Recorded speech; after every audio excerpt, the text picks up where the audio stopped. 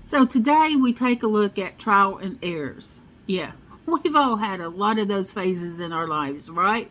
Where we learn through trial and error. You have to give something a try to know whether or not you'll even like it, whether it's something for you, or whether or not you're capable of whatever it is, pulling off whatever it may be. Sometimes we have to try a different kind of career, right? We have to have that change to say, this one feels like it's played out and it's not challenging me anymore. So you try something new and you're like, nope, that was not it. Nope, next. So we have these periods in our life where we go through these things, and it could be relationships as well. And most of us, I'd say probably everybody, has a certain type, whether they believe it or not. Some people will be like, oh, I'm open to just anything. No, you're not. No, you're not. No, you're not. You think you are. And mentally, you are, but somehow you still gravitate toward something specific. There are patterns there. But then when we get all in our head and say we've been going for this same kind of type, and we force ourselves into something new to see if that's something that will fit us better. Sometimes it works and you're like, hey, this is more me. Then sometimes we're like, oh yeah, no, that definitely was not it. So we try something else, and something else, and something else until we find all the things in our life that fits.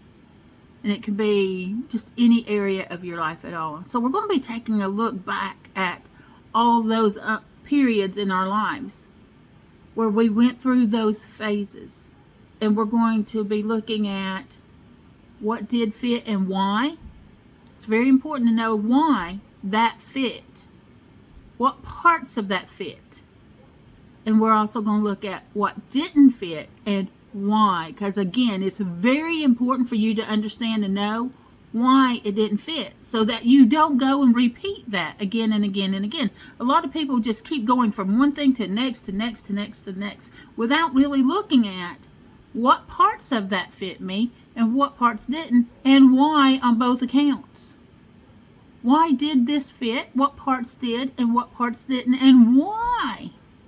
Because otherwise, when you flitter on over to the next thing, you're probably going to make some of the same mistakes because you didn't analyze what part of it fit you and why that fit you. What felt good and why did that feel good?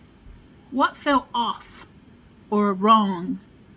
And why did that feel so wrong to you? So that way, as we start moving forward, we can make better, more educated decisions about our choices. A lot of people, like I said, they just go from one thing to the next, to the next, to the next, without stopping and thinking and analyzing. Okay, what have I done? What have I just experienced? What fit, what didn't?